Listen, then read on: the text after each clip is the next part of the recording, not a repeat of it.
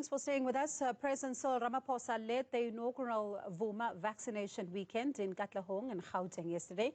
Vooma vaccination weekends aim to mobilize citizens and people living in South Africa to get vaccinated to ramp up the fight against the COVID-19 pandemic. Wendy Tlou from the Humanitarian Relief and Communications at Solidarity Fund joins us now to talk more on this. Good evening to you, and thank you so much for your time this evening. Why was it necessary for South Africa to have this campaign? It's necessary because we have to remain top of mind in everyone's mind about the fact that we have to get vaccinated and get vaccinated as quickly as possible in order for us to achieve the ambition and their target of having as many adults as possible vaccinated by the end of December. And I think also that we've been in a state of lockdown. We've been in a state where we've had a pandemic for close to 18 months now. So the purpose of this Vooma weekend and other campaigns like it are really about ensuring that South Africans, know about, the vaccine and the vaccine rollout and what steps they have to take to continue to educate South Africans about the vaccine, but more importantly, to get them through the line in terms of getting those jabs in their arms. Now, others are asking because it's, people are saying Vooma vaccination weekend. Is it going to be a once-off? I'm hoping not. I'm hoping that government is going to make sure that this is something that we continue. At what cadence, whether it is every weekend or every second weekend, I think will be decided by government. I think the important thing for us as a Solidarity Fund, though, is that we are seeing this weekend as a catalyst really to ignite and energize us and remind us about why it is important to vaccinate. And I'm hoping that we can use that energy, not just on weekends, but every single day when vaccine sites are open, to actually get through the vaccine sites, register if we're not registered, and make sure that we get those jabs in our arms. Now, when one looks at, what has been done, the messaging around this particular weekend, have we done enough to ensure that more people get vaccinated? I think when you compare the weekend statistics, particularly on Fridays and Saturdays, yesterday we had 188,000 people that got their jabs, and that was about 27% higher than the average of the previous 4 days, and I think also quite a bit higher than a typical Friday.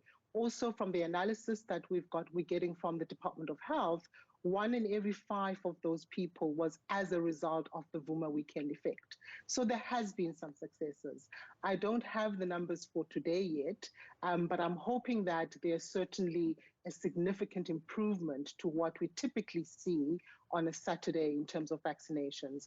And I think that's good enough. I think that's good enough of a base to say, how do we reset the numbers on a weekend, which are typically low, and how do we use that base to propel and increase the numbers as we go along?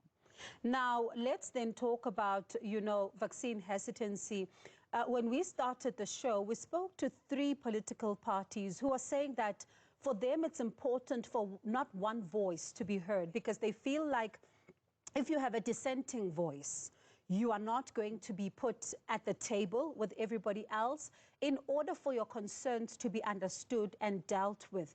Instead, you're being shut down and not then being heard, and the message that everybody's trying to amplify is that people must get vaccinated. Now, when you've done your research, because I know you've done a lot of work around this, what is behind this hesitancy? Are people sharing these concerns that were raised by these 3 political parties?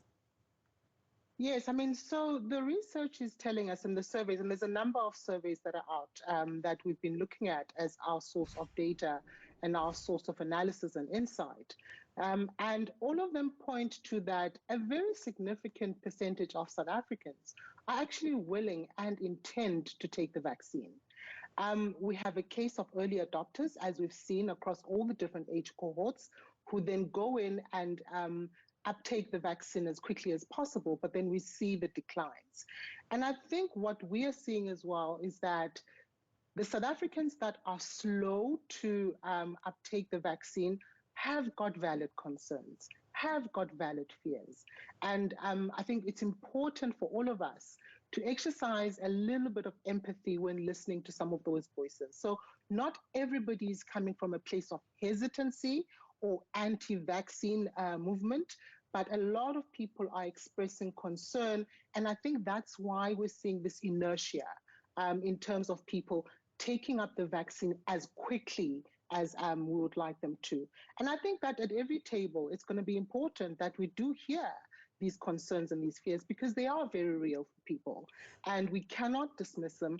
And it's important that as we go along and ask people to go ahead and get these jabs in their arms, that we give them the information, but we also placate and listen to their fears and concerns and direct them to the credible sources of information where they can get that credible information that's going to help them to make and empower them to make the right decision. So from what I'm hearing you say, Wendy, then it's not as clear-cut as two groups, because it seems like there's two groups now. You are either vaccinated or an anti-vaxxer.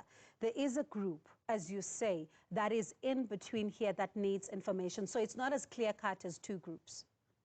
Absolutely, it's definitely not. So that group in between is actually what we're calling the movable middle. So it's people who definitely are willing to vaccinate, people who intend to vaccinate, but they're looking for more information. They need a little bit more convincing, a little bit more time needs to be spent with them to get them through the line. And also they need to feel empowered that they have found the information that is credible and that they have made a decision that is best for themselves. So I do agree with you. There isn't just two extremes. There's a movable middle here that we really need to spend some time educating and I think being patient with in terms of getting them through the line. And as a final question then, you know, as you say, it'll take a lot more than this weekend to ensure that people are pushed and also just encouraged to be able to, you know, leave their homes and go get vaccinated. We still need to, attend to the information that they need, but at the same time, also do some targeted communication here. I wonder what will be the support that you continue to give to government when it comes to such initiatives in order to ensure that it's not just happening once off? So the Solidarity Fund, incidentally, that you mentioned, it will be launching a nationwide integrated campaign across multimedia platforms, also including community mobilization, where we'll have over 1,000 unemployed youth for the next 5 months, going across all provinces and literally doing door-to-door campaigning, but importantly, listening to people's concerns and fears and feeding that back to the center. We'll have TV work, we'll have radio, public relations, social media. That campaign is set to launch at the end of next week and will go on for 5 months. I think that the key here in all the communications work that we do is that we must have a long-term view. We must instill urgency in terms of people accessing and taking the vaccine, but also we must have sustained messaging. So I think it's important that us as a Solidarity Fund, in the support that we'll be giving, we are having this long-term view that will hopefully over time be sustainable, but increase the urgency in terms of people taking up the vaccine. All right. Thank you so much, Wendy, for your time this evening. That is Wendy Tlou from the Humanitarian Relief and Communications at Solidarity Fund. And she was talking to us about Vooma weekend. And you would have seen the Vooma vaccination weekend